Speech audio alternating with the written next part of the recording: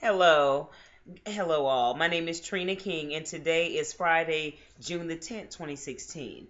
And this is. Terese King Ellis. And our father's name is Johnny King. His father's name was James Hebrew King, and his father's name was William King. Okay? And we're sisters, by the way. Yes, we are. We are indeed. And so, what we're about to talk about, I have one question to ask Terese, and that has to do with parenting. So, Terese, Yes. if you wanted to provide advice to new parents, what would your advice be?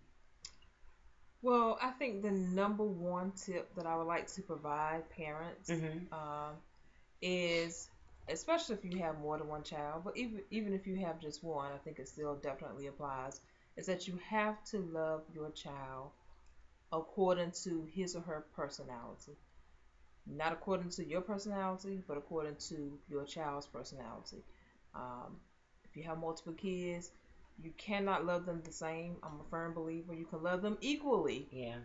but you have to love them differently according to their personality. Yes. What one child needs and wants may totally make the other child want to run away from you if you do the same thing with that child. So you have to get to know your children, what works for them, what kind of Yes. love they need, what kind of affection they need. Are they affectionate? Do it drive them crazy when you try to give them a kiss? Or, you just got to understand your child, what your child needs. I think that's the number one thing. And I have four kids, by the way. I have a set of fraternal twins who are 20 years old, and I have a set of Irish twins. My boys are 20-year old fraternal twins, and my girls are the Irish twins, which for those of y'all that maybe never heard that terminology before, that means they're under a year apart. Um, Jada is a rising senior in high school. She will be 18 in December. Jordan is a rising junior in high school. She will be 17 in November. And again, my boys, Japri and Jaquire, they are rising juniors in college, and they go to North Carolina A&T State University. But at any rate, that was a lesson for me, something I had to learn, and it took me a little bit of time to understand that because I'm busy trying to give them the same type of love until I understood that okay, one type of love don't work for all of them. So you just really have to become a super parent and know what your child needs and provide that love and nurturing to that child individually. Um, Also, another thing that I think is very important to learn is, for me, traditional things, traditional discipline uh, processes and things of that nature are also you have to kind of pick and choose what works. You can't just punish a child just because a certain thing was done for you when you was a child. Well, did it work for you? Great if it did, but then you also gotta know your children, know your child, and know, is it effective? Is me yelling at my child, is it effective? If that one child, it may work for them, the other child, it may put them on the defensive and make matters worse. So you really have to know what type of child you're dealing with, the type of personality, and what works for that child.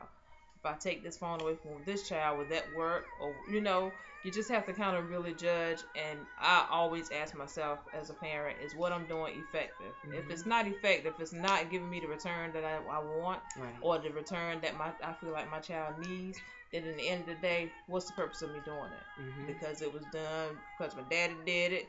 That's not good enough because it's not effective. We need to make sure our parenting skills and what we're doing, that is serving a purpose. What is that purpose?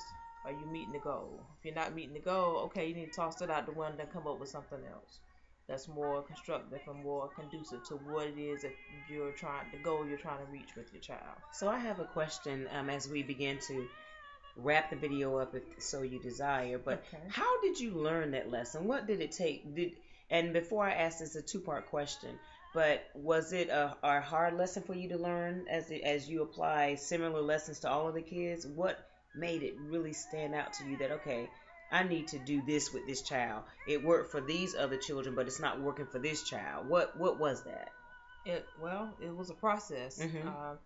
I can't necessarily think of one identifying incident. I Mhm. could just say that the main thing was a reflection. Right. After, whatever punishment you attempt to do or I attempted to do, me along with my children's father, we would kind of discuss, okay, was it effective? Mhm. If it wasn't, you know, then we had to kind of like go back to the drawing board or say, okay, well that didn't work. It's no need to continue doing that if if I'm doing a thing and it's making my child feel like I don't love him or her, Mhm. as opposed to what I really want to come across and convey that I love them, then what's the point of me continuing to do that same thing? Because obviously I don't want my child to feel like I don't love him or her, right? So it was that type of thing, just reflecting on the discipline, the reaction to the discipline, and things of that nature. So, I mean, like I said, it's a process, and parenting is a process. And don't get me wrong, there's no perfect parent out there, but we can definitely do the best that we can. And you know, we need to actually be a good idea if we start Support. a support group for parents, because you know sometimes we can learn and from other people's mistakes and other people lessons and things of that nature. And I'm a firm believer, like I don't feel like I have to go through every experience on my own. I can learn from somebody else's mistake. Right. So So I'm sorry to interject. You mean you're proposing that the family, those people that have children, could actually support each other within the family? That's a very good absolutely, idea. absolutely, That I love yes. that You idea. chat to each other with questions, and a lot of times, I find that in life in general, it could be dealing with marriage, it could be dealing with children, it could be dealing with female issues. When you find that you talk to people about what you're going through, you realize that you're not alone. Like, oh my God, you go through that too. I thought it was just me. Or your child did that too. I thought it was just mine. So it helps with that mental piece. So there is a distinction between talking with someone, as in a support group that you're recommending here, and compared to, or in comparison to, having a outright sharing of what's going on in the household. Like, because there's a distinction, is what I'm trying to say, Right. with what goes on in the house versus you just sharing and wanting to get advice about a particular event with your child, Right. or something Right. like that. It's not like, oh my God, let me tell you what happened, what he did and she did. It's not a defaming session. No, It not at is all. support, 110% support, getting advice, seeking direction, and maybe some input from people that might have had a similar circumstance, and they might be able to share what they did to get through it. Absolutely. Okay, okay. Yes. Because I am a firm believer, and I've never referred to my children as bad, and I don't believe that there is a bad child.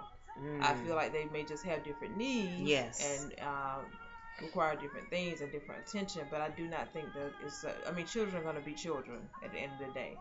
For you to label them bad for doing something that is normal for a child to do until they learn lessons on life, I just think that's unfair. So, you know, definitely support groups will help. So, Yeah. I think I had angels. You think you had angels? Yes. I'm being blessed. Thank you, Jesus. So then I guess this concludes the video. Is there anything else you'd like to add? No, I have enjoyed my 21 years of parenting. I say 21 because of course it starts in the womb, but Yes. it's been great and the time flies by. So I'm telling you all, especially you all with the younger kids, enjoy each day. Don't rush the time. I know we look forward to our kids being a little more independent, but don't rush the time because it does fly by, and enjoy every moment with your children. Okay. Well, there you have it, family. So again, I want to say, and I say again because in some of the videos I have suggested that, excuse me, or I'm trying to inform everyone that we will be recording as many family members who are not shy of being, in front of the camera, because there's so many topics that we all would share. And so we're just picking topics that are near and dear to us. There's so many topics that's near and dear to us, but we pick one or two things to talk about at that time, and we continue to create videos. So we just look forward to communicating with you guys, and looking forward to recording you as well. And until then, I just want to say one oh, thing. sorry, yes. And even if you are shy, A few bloopers will clear that right up. That's So. right. That's right. Because she's had a couple. I She's had more than a couple. We all have, and that's fun. The bloopers are fun to keep them here on our station, on our channel rather, and allow people to see that funny side for some of those bloopers that are actually funny. I'm thinking about the two that I did, and my sister was wondering where the blooper was within the video, and then when she asked the question, I asked myself that question. Well, where exactly is the blooper? Because the video, it wasn't funny. We weren't smiling and laughing in the video. Well, we were smiling, but it wasn't a blooper-ish video, needless to say. But and the fact that it wasn't a blooper-ish video brought us to tears with laughter because we're sitting here like, okay, what's going on? But anyway. So, we love you guys, and we look forward to communicating with you very soon. Yes, until the next time. Bye-bye. Peace.